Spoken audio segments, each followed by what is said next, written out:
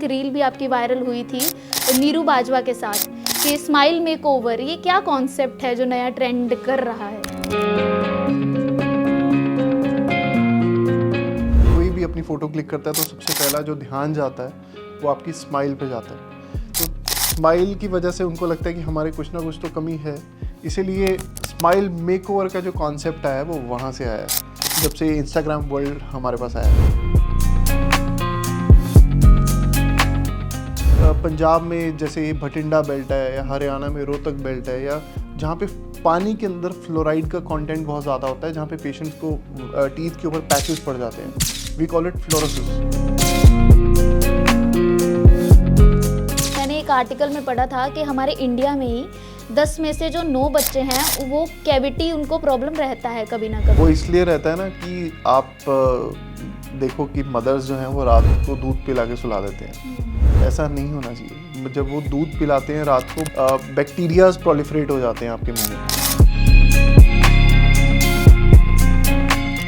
बहुत सारे पेशेंट्स जो हैं वो रात को ब्रश नहीं करते, जिसकी वजह से उनकी कैविटीज़ जो हैं वो सबसे ज़्यादा उन्हीं की होती है। सेकंड रीज़न अगर आप मुझे पूछोगे तो वो है फूड, स्टिकी फूड सबसे बड़ा रीज़न है। जहाँ पे वो शुगर खाते हैं, या रात को ट्रेंड है मीठा खा के सोना। आपको ब्रश होल्ड करना आना चाहिए। You should hold your brush like very gently, ऐसा नहीं बहुत हार्ड। तभी तो जो लोग बहुत रगड़ के ब्रश करते हैं उनके गम्स जो है वो ऊपर जाने, जिनको सेंसिटिविटी शुरू हो जाती है।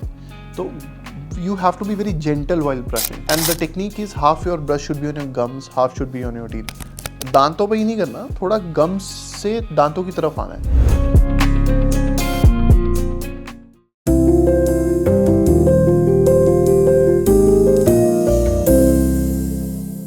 नमस्कार, आप देख रहे हैं द हेल्थ टॉक और मैं हूं आपके साथ तान्या पाठक। दोस्तों, आज हम जिस विषय पर बात करने वाले हैं वो सबसे पहले नोटिस होने वाला टॉपिक है। मैं बात कर रही हूँ आपकी स्माइल के बारे में। हम आजकल फिटनेस फ्रीक तो बहुत बन चुके हैं, लेकिन जब बात ओरल हेल्थ की आती है तो काफ़ी चीज़ें हम निगलेक्ट कर देते हैं। और आज इसी विषय पर हमसे बात करने के लिए हमारे स्टूडियो में मौजूद हैं डॉक्टर शोभित सेठी, जिनका खुद का द स्माइल डिज़ाइनर नाम से एक डेंटल क्लिनिक भी है। डॉक्टर शोभित सेठी ना सिर्फ कॉमन पीपल बल्कि सेलिब्रिटीज़ को भी ट्रीटमेंट दे चुके हैं। नमस्कार डॉक्टर शोभित सेठी, स्वागत है आपका हमारे इस प्रोग्राम में। Thank you so much for inviting me. Doctor Shobhit Sethi, जैसे आजकल का इरा है, जैसा स्माइल का इरा है, मैंने देखा एक रील भी आपकी वायरल हुई थी नीरू बाजवा के साथ कि स्माइल मेकओवर, ये क्या कॉन्सेप्ट है जो नया ट्रेंड कर रहा है? एक्चुअली स्माइल मेकओवर ऐसा नहीं है कि ट्रेंड कर रहा है। आजकल इंस्टाग्राम पे लोग अपनी फ़ोटोज़ पोस्ट करना चाहते हैं, लोगों को अपनी फ़ोटोज़ क्लिक करना बहुत पसंद है। तो जब वो अपनी फ़ोटोज़ क्लिक करते हैं, उनको कभी भी कोई कमी पेशी लगती है तो वो अपनी स्माइल, सबसे पहले कोई भी अपनी फ़ोटो क्लिक करता है तो सबसे पहला जो ध्यान जाता है वो आपकी स्माइल पे जाता है। तो स्माइल की वजह से उनको लगता है कि हमारे कुछ ना कुछ तो कमी है, इसीलिए स्माइल मेकओवर का जो कॉन्सेप्ट आया है वो वहाँ से आया है, जब से इंस्टाग्राम वर्ल्ड हमारे पास आया। तो उसमें क्या होता है, हम एक बहुत पतली सी लेयर, जिसको हम वेनियर कहते हैं, डेंटल वेनियर या डेंटल लैमिनेट या स्माइल मेकओवर, ये एक ही चीज़ है सारा। तो उसमें एक बहुत पतली सी लेयर हम आपके टीथ के फ्रंट पार्ट पे लगाते हैं, जिससे हम आपके दांतों की कलर को चेंज कर सकते हैं, शेप को चेंज कर सकते हैं, साइज़ को चेंज कर सकते हैं। एंड ये क्यों कॉमन है, ये क्यों इतना वायरल हो गई है ये चीज़? बिकॉज सबसे अच्छी चीज़ है कि एक तो ये पेनलेस है और इंस्टेंट होता है, हार्डली इट टेक्स 2 सिटिंग्स। और उससे भी अच्छी चीज़ ये है कि पेनलेस और इंस्टेंट के साथ साथ एकदम से जो ड्रास्टिकली आपका फेस चेंज होता है, तो पेशेंट्स जो हमारे ये ट्रीटमेंट करवाने आते हैं, दे जस्ट लव इट। मैं अभी आपने जैसे ये सब प्रोसीजर बताया, तो ये एक सिर्फ ट्रेंड है या इसका ओरल हेल्थ पे भी कुछ असर पड़ता है? मतलब सेफ है, क्योंकि कई लोग डरते भी हैं इस चीज़ को लेके। अब मैं आपको बताता हूँ कि कहीं हमारे पास ऐसे पेशेंट आते हैं, स्पेशली पंजाब में जैसे ये भटिंडा बेल्ट है, या हरियाणा में रोहतक बेल्ट है, या जहाँ पे पानी के अंदर फ्लोराइड का कंटेंट बहुत ज़्यादा होता है, जहाँ पे पेशेंट्स को टीथ के ऊपर पैचेस पड़ जाते हैं, we call it fluorosis, teeth fluorosis. तो फ्लोरोसिस के केसेस में उनके जो फर्स्ट लेयर होती है, जिसको हम एनामल कहते हैं, वो भुरना शुरू हो जाता है। तो वहाँ पे पहले क्या होता था, या आजकल अभी भी बहुत सारे डेंटिस्ट कैपिंग कर देते हैं, बट कैपिंग से बेटर मुझे ऐसा लगता है कि vernier is the safest option. क्यों? क्योंकि एक तो आपको टीथ को बहुत ज़्यादा ग्राइंड नहीं करना पड़ता, पतली सी लेयर है। नाउ कलर चेंज हो रहा है, शेप चेंज हो रही है, साइज चेंज हो रहा है, उसके साथ साथ ये एक प्रोटेक्टिव लेयर का काम भी कर रहा है। तो येस, 100% सेफ है ये। अभी जैसे आपने कई मुझे प्रॉब्लम्स बताई दांतों की, आप सेलिब्रिटीज़ को भी ट्रीटमेंट दे चुके हैं। नीरू बाजवा भी आपके स्पेशली कनाडा से आए थे वो आपके डेंटल क्लिनिक में। तो जो सबसे कॉमन जो दांतों या गम्स को लेकर प्रॉब्लम है जो आप देखते हैं कि ये लोगों में ज़्यादा है, वो कौन सी है? ऐसा नहीं है कि हम देखते हैं लोगों में ज़्यादा। हमारे पास जो मेरा फोटे है, जो मेरी स्पेशलाइजेशन है, आई एम एन ऑर्थोडोंटिस्ट, जो जिनके दांत टेढ़े मेढ़े होते हैं, जिनकी जॉ बहुत ज़्यादा, जिनके दांत बाहर होते हैं या जिनके दांत बहुत ज़्यादा डिसकलर्ड होते हैं, उनकी पहले हम अलाइनमेंट करते हैं। आजकल इनविजिबल ब्रेसेस आ गए हैं उससे, तो ये मेरी स्पेशलाइजेशन है। उसके बाद फिर हम बहुत सारे पेशेंट जिनको डिसकलरेशन का प्रॉब्लम है या जिनके छोटे मोटे गैप होते हैं, उनकी स्माइल को हमें मेकओवर करना होता है, तो ये मेरे पास ज़्यादा पेशेंट्स आते हैं। बट ऐसा नहीं मैं बोलूँगा कि अगर आप मुझे कैटेगराइजेशन में बोलेंगे, तो अगर हम पहले से ही ध्यान रखें, कैविटीज़ को हम बहुत सीरियसली लें, तो मुझे नहीं लगता हम आगे इतना ज़्यादा हमें कुछ रिक्वायरमेंट होगा। तो आजकल मिसिंग टीथ जो होते हैं उसमें हम डेंटल इम्प्लांट्स यूज़ करते हैं। तो जनरली हमारे पास सारे मिक्स पेशेंट्स आते हैं। ऐसा नहीं है कि मैं बोलूँगा कि सिर्फ इसी कैटेगरी के पेशेंट जो हैं वो ज़्यादा हो गए हैं इन जनरल। अभी जैसे आपने कैविटीज़ का भी जिक्र किया, तो मैंने एक आर्टिकल में पढ़ा था कि हमारे इंडिया में ही 10 में से जो 9 बच्चे हैं वो कैविटी, उनको प्रॉब्लम रहता है कभी ना कभी। वो इसलिए रहता है ना कि आप देखो कि मदर्स जो हैं वो रात को दूध पिला के सुला देते हैं। ऐसा नहीं होना चाहिए। जब वो दूध पिलाते हैं रात को, बॉटल से फीडिंग करते हैं, तो वो बैक्टीरियाज प्रोलिफरेट हो जाते हैं आपके मुंह में। तो बेटर ये होता है कि जब आप मिल्क पिलाओ और उसके बाद आप उनको रिंस जरूर करवाओ रात को, या गॉज पीस से क्लीन कर दो। तभी तो जो बच्चों की जो कैविटी होती है उनको नर्सिंग बॉटल कैरीज कहते हैं। ओके, अगर आपको बड़ों में भी ये काफ़ी प्रॉब्लम है, अगर आपको इसके टॉप 3 रीजंस बताने हो कि कैविटी हम पहले ही कैसे प्रिवेंट कर सकते हैं, अगर टॉप 3 रीजंस, सबसे तो आप बड़ा किसको जो बताएंगे? रीज़न है और सबसे इम्पोर्टेंट है वो है ब्रशिंग। बहुत सारे पेशेंट्स जो हैं वो रात को ब्रश नहीं करते, जिसकी वजह से उनकी कैविटीज़ जो हैं वो सबसे ज़्यादा उन्हीं की होती है। सेकंड रीज़न अगर आप मुझे पूछोगे तो वो है फूड, स्टिकी फूड। सबसे बड़ा रीज़न है, जहाँ पे वो शुगर खाते हैं या रात को ट्रेंड है मीठा खा के सोना, ये एक बहुत बड़ा रीज़न है। थर्ड रीज़न जो है वो आपकी हैबिट्स के ऊपर डिपेंड करता है। अब कई लोग बाइटिंग करते हैं, नेल बाइटिंग करते हैं, या बहुत सारे पेशेंट्स में देखता हूँ जो माउथ ब्रीदिंग करते हैं, या बहुत सारे पेशेंट हैं जो रात को क्लेंचिंग करते हैं, वी कॉल इट ब्रक्सिज्म। तो ये 3 रीजंस जो हैं मुझे लगता है सबसे बड़े रीजंस हैं जहां आपकी टीथ डैमेज हो जाते हैं।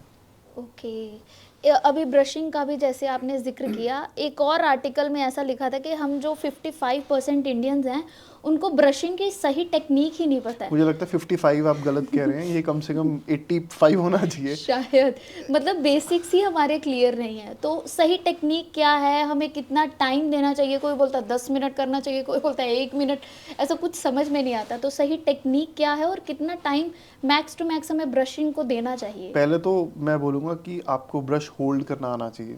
You should hold your brush like very gently. ऐसा नहीं बहुत हार्ड। तभी तो जो लोग बहुत रगड़ रगड़ के ब्रश करते हैं उनके गम्स रिसीड कर जाते हैं, उनके गम्स जो है वो ऊपर जा रहे हैं, जिनको सेंसिटिविटी शुरू हो जाती है। तो you have to be very gentle while brushing, very gentle. And the technique is half your brush should be on your gums, half should be on your teeth. दांतों पे ही नहीं करना, थोड़ा गम्स से दांतों की तरफ आना है, ऐसे ही अंदर ऐसे ही बाहर। एंड टाइमिंग का आपने बोला तो 10 मिनट ज़रूरत नहीं है, 2 minutes are more than sufficient, that's it. अभी जैसे गम्स का हम जिक्र कर ही रहे थे, तो इसमें क्या होता है कि कई बार नॉर्मली ब्रश करते हुए वैसे भी ब्लीडिंग कई बार होती है। तो ये कोई अर्ली वार्निंग साइंस हैं या कुछ नॉर्मल भी इसको बोल सकते हैं? क्योंकि कई बार हम इसको इग्नोर कर देते हैं, कुल्ला या कुछ ऐसा करके हम इग्नोर कर देते हैं। ये कुछ वार्निंग साइंस तो नहीं है कि आपके अनहेल्दी हैं, आपकी ओरल हेल्थ या कुछ ऐसा? नहीं, वार्निंग साइन नहीं। आप एक रूल बना लीजिए कि you should have to consult your dentist after every 6 months and get your professional cleaning at least once in a year. अगर नहीं 2 बार कर सकते हो, नथिंग लाइक इट। तो आपका डेंटिस्ट आपको देख के बताएगा कि क्या ये वार्निंग साइन है, गम्स इन्फ्लेमेशन क्यों है, क्या ये because of lack of brushing है, या कोई हार्मोनिक इशू है। बहुत सारे रीजंस हो सकते हैं। But for that dental consultation is very important. और कई लोग ऐसा भी सोचते हैं कि हाँ, हमें हमारे दांतों में अगर दर्द नहीं है तो हमें अभी डॉक्टर की ज़रूरत नहीं है। जैसे आई चेकिंग का बोलते हैं कि आपको हर 6 महीने बाद ऐसा टेस्टिंग करवा लेनी चाहिए। तो ऐसा डेंटिस्ट के पास कब तक हमें जाना चाहिए, चाहे दर्द हो या ना हो, कि हमें नहीं विजिट करना चाहिए? एटलीस्ट साल में एक बार तो करना चाहिए। हम वो चीज़ें इग्नोर कर देते और हैं। एंड यू नो आप ये देखो कि टीथ जो है वो सबसे इम्पोर्टेंट है। 24/7 आप उससे काम ले रहे हो, आप ब्रेकफास्ट करते हो, लंच करते हो, डिनर करते हो, स्नैकिंग करते हो, कितना काम लेते हो आप उससे। तो मुझे लगता है कि साल में एक बार तो we need a professional consultation. आजकल वैसे ओरल हेल्थ केयर खैर अभी काफ़ी बढ़ने लगा है, अवेयर हो इसके गए लिए हैं लोग। अवेयर हो गए हाँ। हैं। लेकिन अगर मुझे कुछ आपसे ऐसा पूछना पड़े कि क्या कहते, इसका मेंटल, आपकी मेंटल स्टेट पर भी फ़र्क पड़ता है? क्योंकि कई बार ऐसा होता है स्माइल अच्छी नहीं है तो जो कॉन्फिडेंस भी लो रहता है। मैं आपको एक इंसिडेंट बताता हूँ।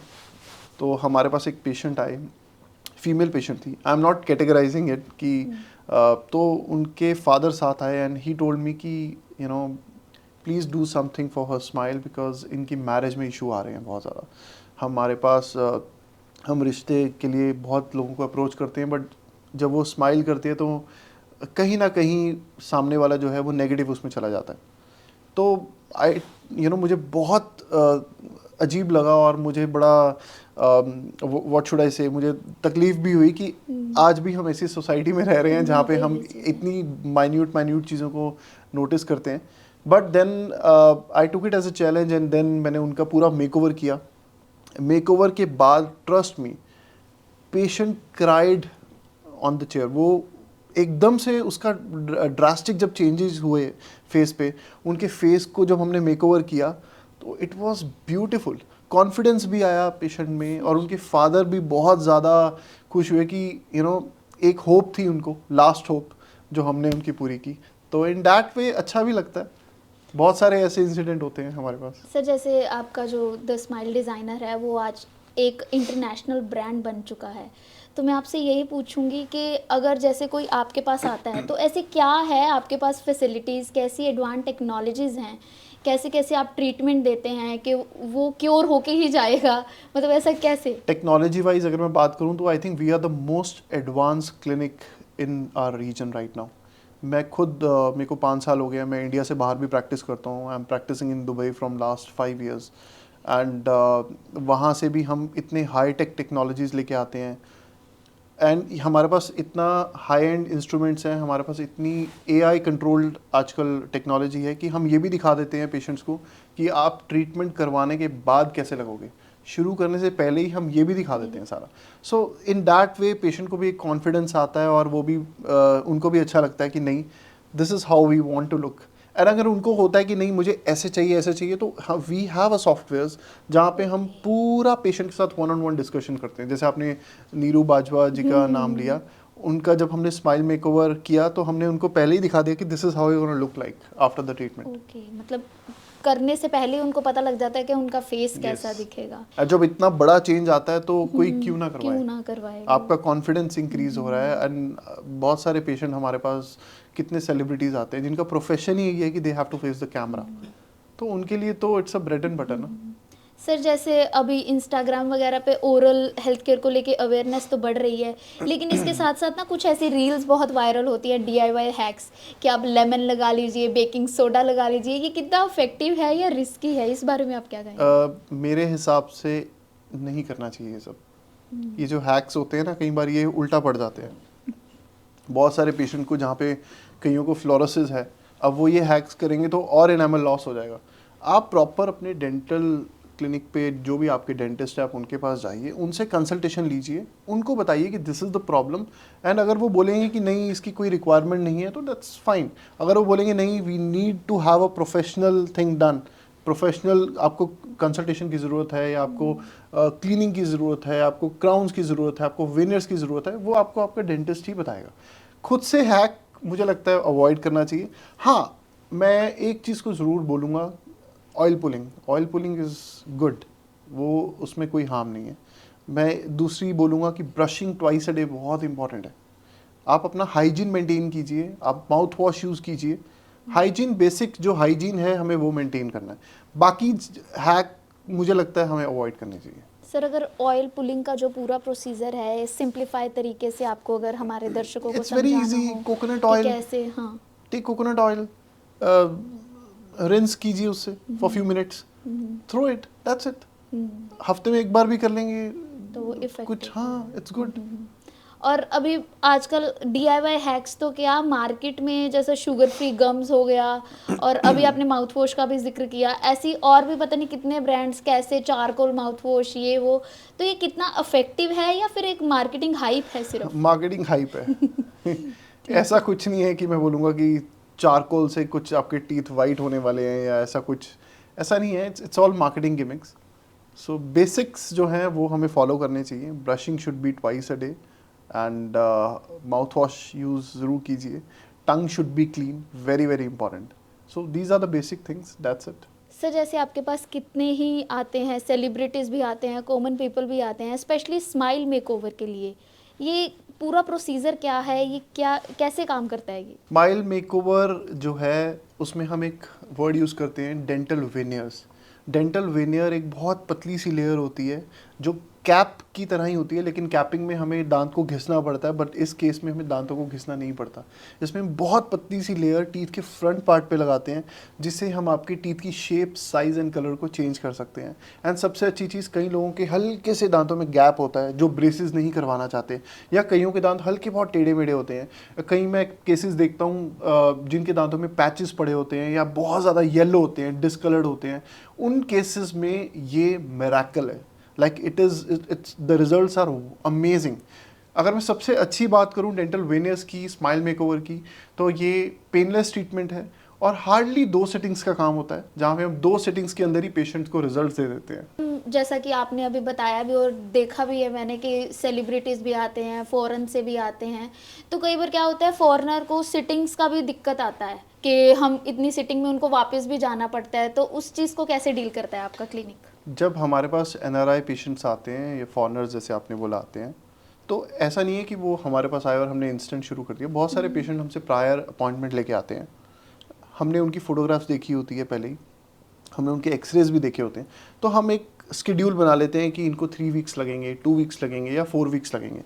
या कई बार ऐसा भी होता है कि हम विद इन 48 आवर्स, 72 आवर्स में हम पूरा का पूरा कंप्लीट कर देते हैं treatment. Depend upon patient to patient, depend upon उनकी नीड क्या है, उनकी रिक्वायरमेंट क्या है। बिकॉज टेक्नोलॉजी इतनी एडवांस है हमारे पास कि हम जहाँ पे किसी चीज़ को अगर 1 हफ्ता लगना है तो we try to finish it in 48 hours. So आजकल इतना लेटेस्ट है सब कुछ। एंड सबसे अच्छी चीज़, हम लैब पे डिपेंडेंट नहीं होते हैं। बहुत सारे डेंटल क्लिनिक्स जो हैं वो लैब को इम्प्रेशंस भेजते हैं या स्कैन्स भेजते हैं, जहाँ से वो बन के आता है, उनका 1 हफ्ता 2 हफ्ते लग जाते हैं।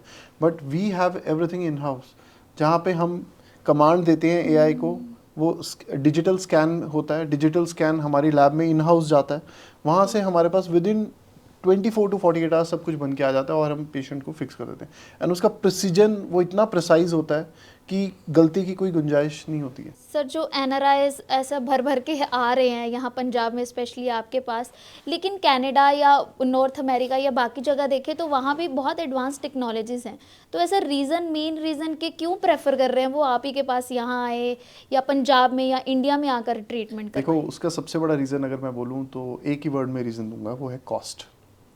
अगर मैं नॉर्थ अमेरिका से कंपेयर करूं या मैं कनाडा से कंपेयर करूं या मैं किसी भी और कंट्री से, ऑस्ट्रेलिया से हमारे पास भी बहुत पेशेंट आते हैं, जो चीज़ कनाडा में $2,000 की होती है या $3,000 की होती है, Canadian dollars I am talking about, वो इंडिया में 1/4 प्राइस में हो जाती है। तो आप देखो कि अगर कोई वहाँ 1 लाख रुपीज़ खर्च रहा है और उसका इंडिया में आकर ट्रीटमेंट 20-25 हज़ार में हो रहा है, why not? And the quality of treatment is equally good. Second reason जो इसका मुझे लगता है, कनाडा में, अमेरिका में और ऑस्ट्रेलिया में आपको अपॉइंटमेंट्स बहुत डिलेड मिलती हैं। अगर आपको आज ट्रीटमेंट की रिक्वायरमेंट है तो आपको नेक्स्ट मंथ या 2 महीने बाद अपॉइंटमेंट मिलेगी और वो ट्रीटमेंट बहुत प्रोलॉन्ग्ड हो जाता है। बट अगर मैं यही चीज़ इंडिया की बात करूँ तो आपका सारा ट्रीटमेंट जो वहाँ पे 6 महीने में होना है वो यहाँ आपका 20 डेज में हो जाता है। तो वाई नॉट? एक आप अपनी फैमिली से भी मिल लेते हो इंडिया में आके। 90% जो पेशेंट्स आ रहे हैं वो ओवरसीज से आ रहे हैं, वो लोकलाइट्स ही होते हैं, वो वहाँ पे गए हुए हैं, वो उनकी फैमिलीज यहाँ रहती है। तो वो अपनी फैमिली से मिल लेते हैं। सेकंड, उनको कॉस्टली जो फैक्टर है वो भी इजी हो जाता है। थर्ड फैक्टर, जैसे मैंने आपको बोला, यहाँ इंस्टेंट है। मेडिकल फैसिलिटीज़ आज इंडिया में बहुत अच्छी हैं, बहुत अच्छी हैं। Like doctors are equally good, तो आपको डिलेड अपॉइंटमेंट्स का प्रॉब्लम नहीं रहता। तो ये 3 फैक्टर्स हैं जिसकी वजह से मुझे लगता है कि जो पेशेंट्स हैं वो इंडिया में आके अपना ट्रीटमेंट करवाना पसंद करते हैं। अगर मैं नॉर्मल ब्रशिंग की भी बात करूँ तो आजकल ना मार्केट में ऐसा टूथपेस्ट भी बहुत है, हर्बल ये वो, इसका भी कोई रहता है कि आपको किस एज में कैसा टूथपेस्ट चाहिए? एक्सपेंसिव भी बहुत हैं, वो उतनी इफ़ेक्टिव हैं या सिर्फ एक मिथ है या मैजिक है ये कुछ? नहीं, मैं ये नहीं बोलूँगा कि मिथ है। अब ये जो मंजन होते हैं या कई पेस्ट ऐसे आते हैं जिसमें बहुत ज़्यादा जो पार्टिकल साइज़ है वो बड़ा होता है, जिसकी वजह से आपके टीथ डैमेज हो जाते हैं। मैं नाम नहीं लूँगा ब्रांड का, बट कई ऐसे हर्बल ब्रांड्स हैं जो हार्मफुल हैं। तो मुझे ऐसा लगता है कि वो हमें अवॉइड करना चाहिए, मंजन एंड ऑल डैट, क्योंकि उसमें पार्टिकल साइज जो होता है जिस चीज़ से वो टूथपेस्ट बनी होती है वो बहुत ज़्यादा होता है, रगड़ता बहुत है। हमें ऐसा लगता है कि वो क्लीनिंग ज़्यादा हो रही है, लेकिन क्लीनिंग के साथ साथ वो आपके टीथ को डैमेज बहुत ज़्यादा कर रहा है। तो आई ऑलवेज से कि please avoid all this things. एक टीथ वाइटनिंग भी बहुत चलता है, उसको आप कैसे समझाएंगे? आजकल बहुत ट्रेंड में है वो भी कि हाँ टीथ वाइटनिंग, पता नहीं ट्रीटमेंट भी ऐसे होते हैं, इवन कई पेस्ट जो हैं वो खुद को बताते भी हैं कई ब्रांड्स कि हम हमारा पेस्ट जो से है तो वो मुझे नहीं shades। लगता कि कुछ हाँ। ऐसे ज़्यादा होता है, बट टीथ वाइटनिंग हम प्रोफेशनल टीथ वाइटनिंग करते हैं, जहाँ पे हम लेजर्स यूज़ करते हैं। टीथ वाइटनिंग अच्छा है, जहाँ पे रिक्वायरमेंट है वहाँ पे हम करते हैं, बट यही सेम पर्पस हम वेनियर्स स्माइल मेकओवर में भी सॉल्व कर देते हैं, जहाँ पे हम आपके डिस्कलर टीथ को वाइट कर देते हैं। So depend on patient to patient, जहाँ पे टीथ वाइटनिंग जिसको हम ब्लीचिंग कहते हैं वो कर सकते हैं, या हम डेंटल वेनियर से आपकी स्माइल मेकओवर करते हैं, जहाँ पे हम आपके टीथ की लुक जो है वो बिल्कुल वाइट, येलो से वाइट कर देते हैं। सर टाइम बदलने के साथ साथ जैसे पहले हम मंजन करते थे, फिर ब्रश आया, आजकल एक इलेक्ट्रिक ब्रश बहुत हाइप पे है, मतलब हर किसी के घर में एक आदमी होगा ही होगा जो इलेक्ट्रिक ब्रश यूज़ करता हो। तो ये कितना इफेक्टिव है या मैनुअल ब्रश ही हमारा सही है? इसको कैसे समझाएंगे? मैनुअल ब्रश जो है, I always say they are better, because आपका हाथ कंट्रोल में रहता है, आपका प्रेशर में रहता है। अब आपने देखा होगा इलेक्ट्रिक टूथ ब्रश में एक प्रॉब्लम आती है कि जित थोड़ा सा आपने प्रेशर दिया वो रुक जाता है। So manual is better, no doubt, but ऐसा नहीं है कि इलेक्ट्रिक में कोई प्रॉब्लम है। बहुत सारे पेशेंट जिनकी एज बहुत ज़्यादा है, जिनको कई पेशेंट पैरालिसिस के साथ होते हैं, या किनकी मेडिकल हिस्ट्री होती है ऐसी, पार्किंसन जिनको होता है, वो इलेक्ट्रिक यूज़ करते हैं तो बेटर रिजल्ट्स आते हैं। तो इक्वली गुड, ऐसा नहीं है कि मैं बोलूँगा कि वो बहुत अच्छा है, it's a choice, but the moral of the story is brushing should be done twice a day. अगर मैं कुछ ऐसे 3 सीक्रेट्स या पूछूं ऐसा कि जिससे हम पहले ही अपने जो ओरल हेल्थ केयर है उसको ठीक रख पाएं या ख़राब ना हो कि हमें जाना पड़े या कुछ ऐसा, तो वो 3 जो हमें आदतें अपनी लाइफ में लेके आनी पड़ेंगी, आप डेंटिस्ट पर रात पर्सपेक्टिव से को कैसे बताएंगे? ब्रश करना सबसे इम्पॉर्टेंट। सेकंड सबसे इम्पॉर्टेंट है, at least once in a year please visit your dentist and get your professional cleaning if required. India में तो रिवाज नहीं है, लेकिन बाहर everybody just visit their dentist at least once in a year and get their professional cleaning, बहुत ज़्यादा important है। एंड थर्ड, फूड, खाना पीना जितना हो सके, स्टिकी फूड, कैरमल, पॉपकॉर्न में जो आजकल आया है ना, वो पॉपकॉर्न में कैरमलाइज्ड, कैरामलाइज्ड कैरमल को पॉपकॉर्न। थोड़ा अवॉइड करो। अगर आपको खाना भी है, if you want to eat, please थोड़े टाइम के बाद रिंसेस करो या ब्रशिंग करो, जिससे कि वो सारा डाइल्यूट हो जाए। सर जैसे स्ट्रेस और आजकल मेंटल पीस बहुत कम है लोगों में, हम भाग दौड़ी में रहते हैं, तो क्या इनका हमारी ओरल हेल्थ पे फ़र्क पड़ता है? क्योंकि बॉडी पे तो खैर पड़ता ही पड़ता है। बहुत ज़्यादा पड़ता है। मैं आपको बताता हूँ, मेरे पास एक पेशेंट आया थोड़े टाइम पहले, वो अपने टीथ रात को क्लेंच करता था, बहुत ज़्यादा ना ग्राइंडिंग करता था, जिसकी वजह से सारे टीथ टूट गए थे, क्रैक्स हो गए थे। Then we got to know वो क्यों क्लेंच करता है रात को, क्योंकि स्ट्रेस लेवल बहुत हाई था। स्ट्रेस की वजह से उसके टीथ क्लेंच होने लग गए, क्लेंच की वजह से ही has lost all his teeth. So आपके लाइफस्टाइल का भी इम्पैक्ट पड़ता है आपके टीथ पे। यानी कि हम जो स्ट्रेस ले रहे हैं वो डायरेक्टली इनडायरेक्टली हमारे दांतों ऑफ पर। कोर्स, दांतों पे क्या, पूरे बॉडी पे इफेक्ट पड़ता है। यहाँ पे जॉइंट होता है, we call it temporomandibular joint. वो जॉइंट के ऊपर इतना प्रेशर पड़ता है, इतना प्रेशर पड़ता है कि आपकी टीथ उसकी वजह से, ग्राइंड होने की वजह से वो खराब हो जाते हैं। तो सर अगर किसी को अपनी स्माइल अपग्रेड करवानी है आपसे तो वो आप तक कैसे पहुंच सकता है, कैसे रीच आउट करे? We have a clinic in Chandigarh and Mohali and आप हम हमारे साथ आप नंबर शेयर कर देना please, and you can just screen पर रीच चल आउट। रहे हैं। आप कंसल्टेशन ले लीजिए, अपॉइंटमेंट ले लीजिए, and you can visit us any time. Thank you so thank you much. So much, thank you. मुझे पूरा यकीन है कि इस एपिसोड में दांतों को लेकर आपके जो भी डाउट्स हुए होंगे वो क्लियर तो ज़रूर हो गए होंगे, लेकिन फिर भी अगर आपका कोई सवाल है तो आप हमें हमसे पूछ सकते हैं, कमेंट कर सकते हैं। आज के एपिसोड में इतना ही। देखते रहिए नॉक टीवी।